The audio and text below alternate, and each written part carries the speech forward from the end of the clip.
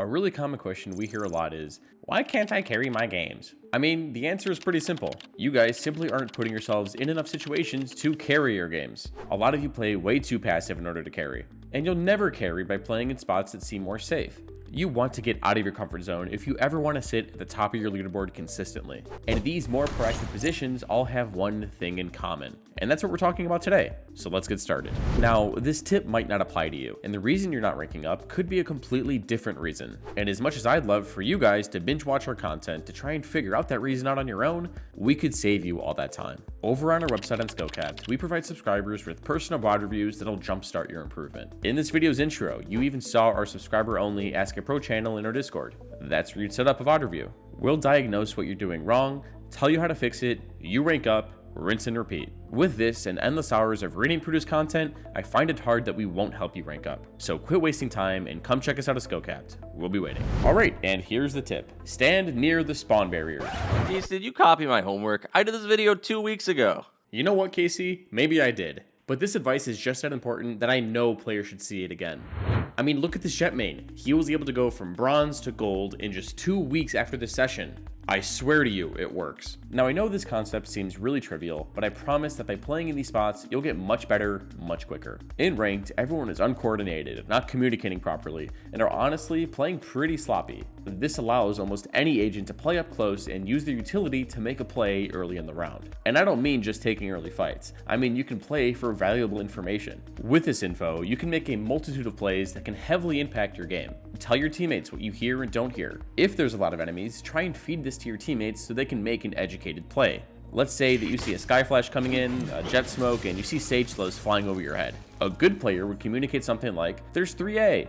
A bad player would say something similar to, "It's A." The first comm paints a good picture in your teammates' minds as to what the minimap should look like. With the knowledge of 3 or more being towards A, they could feel more confident pushing out other areas of the map and make the proper shift in the defensive rotates. You can't have this impact if you aren't playing near the spawn barriers, but that's just the information side of it. If you're playing up when the buy barriers drop, you could use your utility to make a play and carry rounds for your team. This could be with an Omen Paranoia, Astra Gravity Well, Neon Relay Bolt, Silver Recon, or even Cypher Cages. All of these abilities are able to make an impact at the start of the round. And by using this utility to take early fights, you can get that vital initial kill. I'm telling you, First Bloods are king in ranked. And if you're able to get one and live, you will carry your games.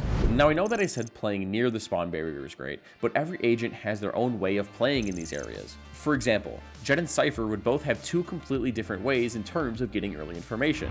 Jet would quite literally peek the enemies, while Cypher might use his utility to get the early peeks off for him, then play accordingly. And the way you're playing around the barriers can also depend on what the enemy comp is and their tendencies. For example, if the enemy team has an Omen, you should position yourself in a way that you won't get hit by his paranoia. Or if you're playing against a Fade or a KO, you need to be ready to shoot her Haunt or dodge a knife so that you can anchor down and make those plays. All of these situations are going to be played differently depending on the agent you're playing.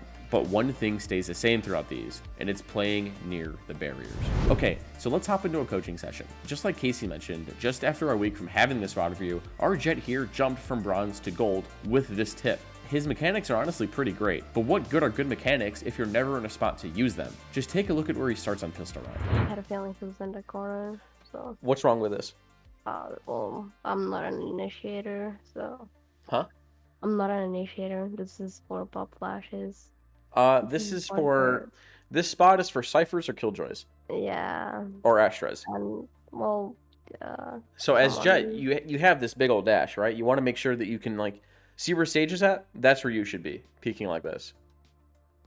what, a shadow? Yeah, it's a long-range weapon. Well, a longer range for pistol round. Yeah. If you hear anything, like you hear like a Rain of Flash, you pop your dash, you take a shot, you dash away, and yeah, I mean, you have the dash, right? Let's say, for example, they decided to slam A this round. Smoke, what do they have? They Rain of Flash here, then Rain of Flash sight. Yeah, you probably take a shot. Where are you going to dash to? Dash to elbow and get pinched? Yeah.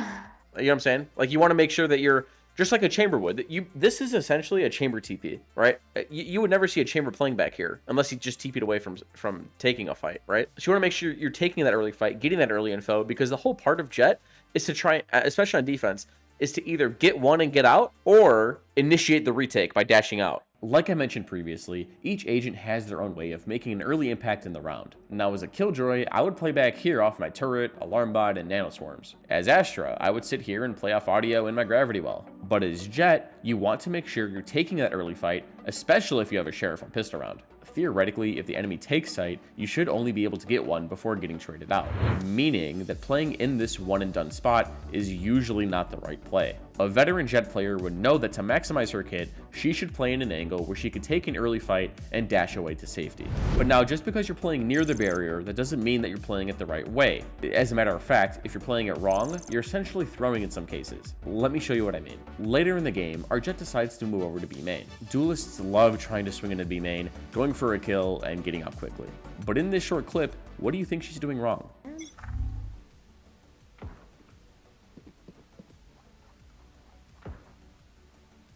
Is it A?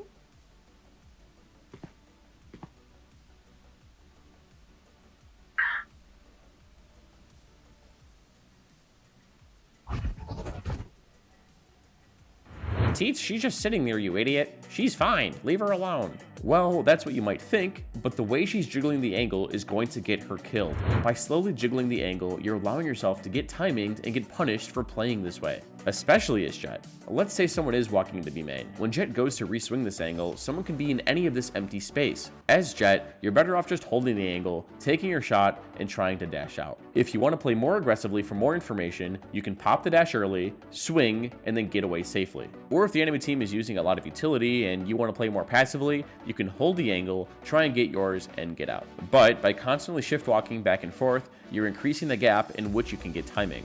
You need to be ready to take a fight at all times if you want to peek like this, and you need to jiggle faster. So if you want to play near B main, you should peek and dash, hold the angle from a safe spot, or just jiggle properly. Again, this all depends on the agent that you're playing, but the premise stays the same. Make an early impact in the round. Now this Jet repeatedly makes the same mistake by playing in suboptimal positions, and I think by now you get the idea. Especially as a duelist, you should be playing up close and using early utility so that you can make more of an early impact. But when you're playing different roles, the timings in which you're peaking, the spacing between your teammates, and the utility you use to make these impacts early differs greatly. In this VOD review, this Cypher consistently groups up with his teammates, when as a Sentinel, you should be trying to hold map control or apply pressure elsewhere on the map more often than not. Repeatedly, he's bundled up with his teammates, and if you just look, they don't get much done.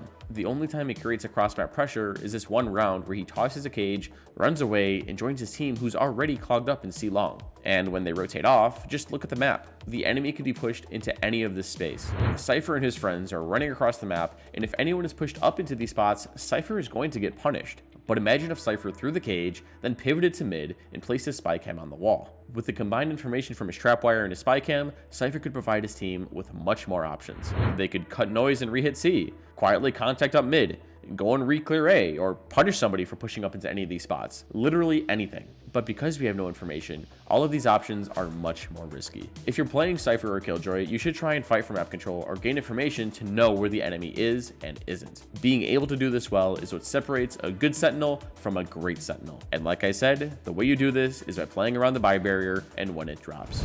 Now hopefully you understand why playing so up and playing with confidence can so heavily affect your impact in the game. By playing near the buy barriers, you get early information, take early fights, get first bloods, and can carry on any role. Just because your favorite pro player plays passive in their official matches, you need to keep in mind that this is ranked. Take as many fights as you can, and then adapt accordingly. Anyways, if you guys enjoyed the video, be sure to drop a like and subscribe to the channel down below. It really does help us out. And like I mentioned in the beginning of the video, you might not have a too passive problem. Maybe your mechanics just suck. Your decision making might not be good, or it could be something completely different. With the subscription to our site, you gain access to hundreds of hours of Radiant produced educational content, which will help you figure this out. This also includes access to our Ask a Pro channel in our Discord, where you can set up a VOD review with any of our Radiant coaches. No other service can offer you this much value, I promise. Now head on over to SkillCapped.com and get started in your way to that rank that you deserve. And yeah, that's it. Thanks for listening, guys. I'm Teats, and we here at SkillCapped want to thank you all for watching, and we'll catch you guys in the next one. Take care.